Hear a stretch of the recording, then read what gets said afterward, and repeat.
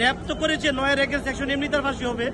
আবার এই মেয়েটাকে সে জবাই করে হত্যা করেছে একটা শিশুকে, তার ফাঁসি মানে তারা কয়েকবার ফাঁসি দিলেও কিন্তু তার অপরাধ কম হবে না। এই আসামিদেরকে দ্রুত ফাঁসি দেওয়া উচিত।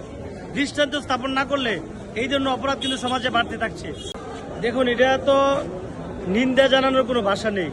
একজন আইনজীবী হিসেবে তার যাবার কথা, আমি একজন মানুষ, আর সন্তান কিন্তু আমারও সন্তান আছে, সবারই সন্তান আছে।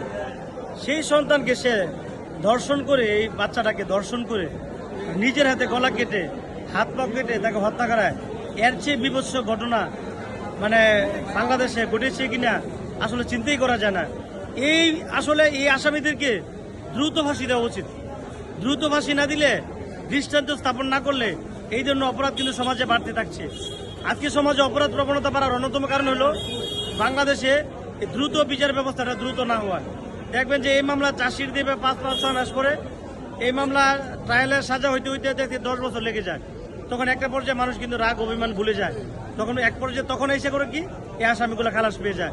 এই প্রবণতা থেকে বন্ধ করতে হলে আমাদেরকে এই মামলাগুলো সংশোধন করে দ্রুত এগুলো ইমার্জেন্সিতে নিয়ে এই মামলাগুলোকে দ্রুত নিষ্পত্তি করতে হবে এবং তাদের সাজা নিশ্চিত করতে হবে। আপনার মিনিমাম এই 15 দিনের মধ্যে বা 1 মাসের মধ্যে তার চার্জশিট দেওয়া উচিত এবং 3 মাসের মধ্যে বিচার কমপ্লিট করা উচিত। তখনই কিন্তু তাকে ফাঁসিতে ঝুলালে, তার ফাঁসি মানে তারা কয়েকবার ফাঁসি দিলেও কিন্তু তার অপরাধ কম হবে না।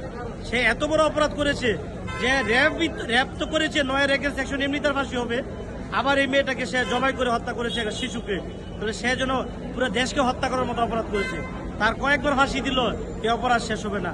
আর আদালতকে আমার আরেকটা জিনিস বলা উচিত যে এই আইন আদালত এমন হওয়া উচিত না যেন অপরাধীর জন্য যেন একটা সে রক্ষা কবচ হয়ে যায়।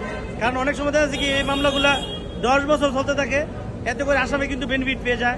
আসামির আইনজীবীরা দৌড়াদৌড়ি করে টাকা পয়সা খরচ করে, কিন্তু বাদী কিন্তু এই বিষয়ে এমনি ক্ষতিগ্রস্ত। বাদী আর কি টাকা পয়সা খরচ করবে, এই সুযোগটা কিন্তু আসামি বেনিফিট নিয়ে যায়। এই জন্য 3 মাসের মধ্যে দৃষ্টান্ত সাজা হয়ে তাকে ফাঁসিতে ঝুলালে দেখবেন যে অপরাধ সারা বাংলাদেশ থেকে অপরাধ প্রবণতা কমতে শুরু করবে।